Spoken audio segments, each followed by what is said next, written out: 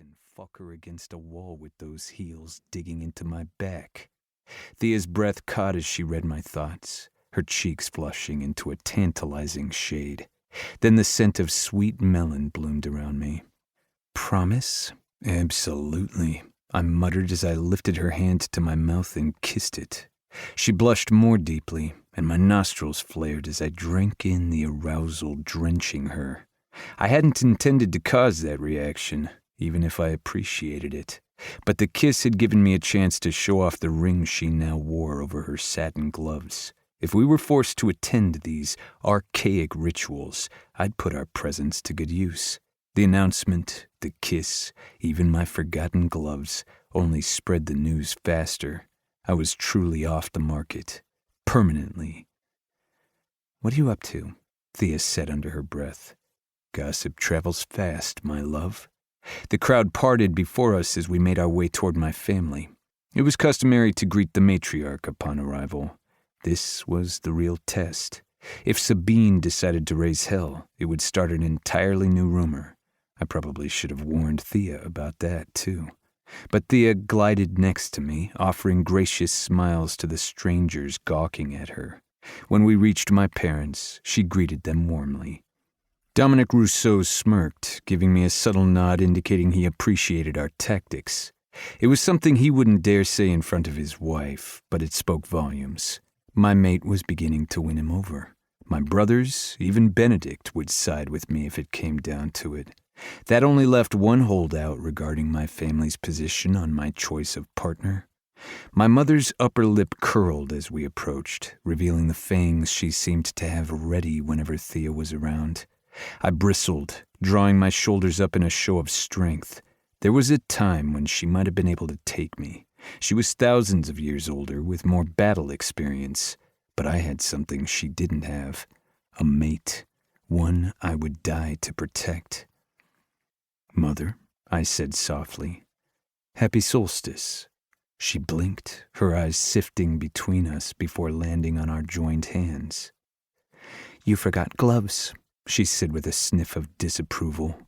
"I'll see a servant bring some immediately." "That's not necessary. I will be quite safe. I have no desire to touch anyone but my mate this evening." I raised my voice enough that the eavesdroppers around us caught the last bit. If anyone had doubts about my betrothal, learning we were mated might answer their questions. "Nonsense!"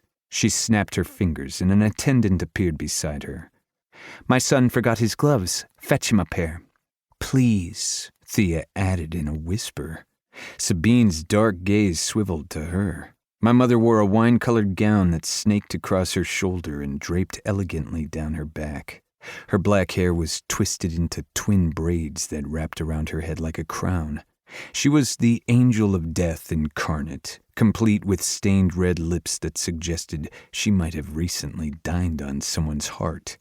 Next to her, Thea glowed in her gold-feathered gown. Even flustered, there was a joy that radiated from her like the warmth of a perfect spring morning. They were polar opposites. My mother was midnight, and Thea, the promise of a new day. "At least your fiancée has some sense," my mother continued. "Perhaps she'll be able to convince you to respect our traditions."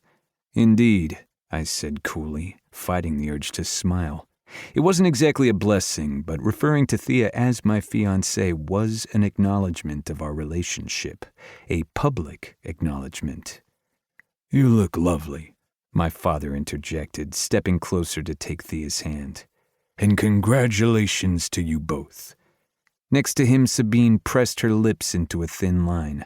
Apparently that was taking things a bit too far, but it was done. Our engagement had been publicly recognized by the family matriarch and her consort. Thea took a deep breath, undoubtedly clued into what I was thinking. "Happy Solstice to you both. I am honored to join your family."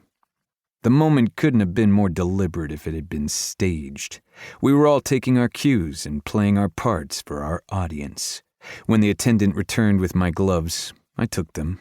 Sabine cleared her throat once I pulled them on, clearly relieved that I was going to maintain some decorum. "We should make the rounds." She waved at her spouse. "Come along." My father rolled his eyes slightly as he...